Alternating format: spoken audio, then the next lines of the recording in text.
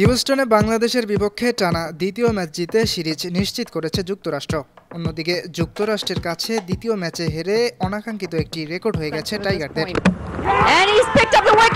প্রথম দল হিসেবে আন্তর্জাতিক টি-20তে 100 হারের রেকর্ড গড়ল বাংলাদেশ। যুক্তরাষ্ট্রের বিপক্ষে সিরিজের দ্বিতীয় টি-20 ম্যাচে হারের সেঞ্চুরির স্বাদ পেয়েছে নাজমুল হোসেন শান্তর দল। এই হারের রেকর্ডে বাংলাদেশ পৌঁছেছে 168টি আন্তর্জাতিক টি-20 ম্যাচ খেলে। বাংলাদেশের পরের অবস্থানে থাকা দুইবারের চ্যাম্পিয়ন ওয়েস্ট ইন্ডিজ 193 ম্যাচ খেলে হেরেছে 99টিতে। তৃতীয় স্থানে থাকা শ্রীলঙ্কার পরাজয় 98 ম্যাচ। তারা খেলেছে 189টি আন্তর্জাতিক টি-20। আইসিসির কোনো সহযোগী সদস্য দেশের বিপক্ষে এটি বাংলাদেশের প্রথম সিরিজ হার। বাংলাদেশকে আন্তর্জাতিক টি-20তে কোনো ম্যাচে হারানো 15তম দল যুক্তরাষ্ট্র। তবে সহযোগী সদস্য হিসেবে বাংলাদেশকে হারানো 5ম দল যুক্তরাষ্ট্র।